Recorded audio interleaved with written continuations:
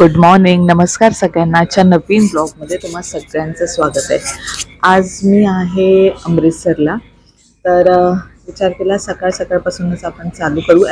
घरातून निघाल्यापासून चालू करायचा होता, पण नंतर सांगेन मी का नाही चालू केला. तर छानपैकी अमृतसरला येऊन आम्ही इथे पराठा खातो, आलू पराठा. मी आता इथे घेतलेला आलू पराठा, आलू ओनियन पराठा. आता पंजाबला आलो आहे तर ऑब्व्हियसली आपण पराठ्यामध्येच ट्राय करणार. तर खूप छान असा सकाळचा हा ब्रेकफास्ट झाला आमचा. मग आम्ही निघालो गोल्डन टेम्पलकडे. हा गुरुद्वाराच्या इथे जाण्याचा हा पूर्ण रस्ता आहे, जिथे छान मार्केट आणि सर्व होतं.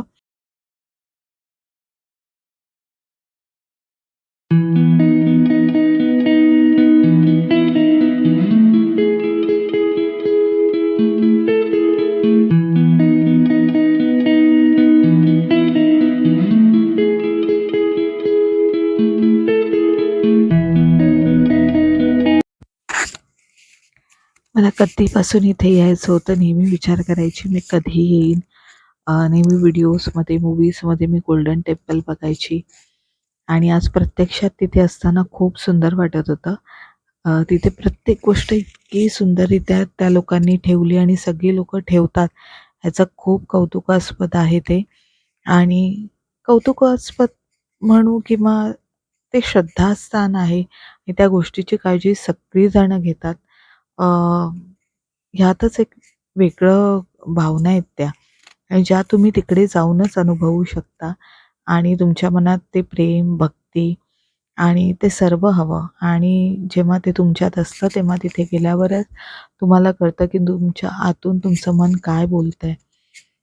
एकदम असं वाटत होतं बस शांत बसावं, अनुभव घ्यावा आणि सगळीजणं कुणामध्ये तिथे गेल्यावर ना कुणाला कुठे जायची पोचायची अजिबात घाई नव्हती.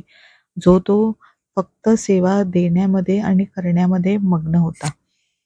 त्यामुळे तो अनुभव खरंच घेण्यासारखा आहे, की तिथे गेल्यावर कळतं की आपणही कसं अशा ठिकाणी गेल्यावर वागलं पाहिजे. कारण की कधी-कधी मी पाहिले आपल्या इथे आपले जे देवस्थानं आहेत मराठी लोकांचे किती, तिथे आपल्याला नेहमी धक्काबुक्की सगळं करायचं असतं. पण म्हणजे एका देवाच्या ठिकाणी सुद्धा आणि इथे आल्यावर सगळी मनं इतकी शांत असतात ना, खूप शांत. कोणी कुणावर काहीही कंप्लेंट करत नसतं.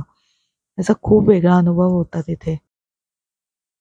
गुरुद्वारातून 2 वाजेपर्यंत आम्ही फ्री झालो. तिथे दर्शनने घेतलं. मग घरी गेलो.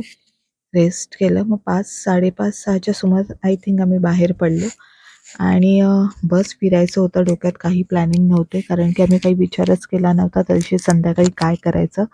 म्हणून तिथे ही काय म्हणू याला टुकटुक किंवा काही जी रिक्षा असते ती घेतली आणि अमृतसर फिरायला बाहेर पडलो. तिथे छान एक जिलेबीवाला होता, तिथून जिलेबी घेतली.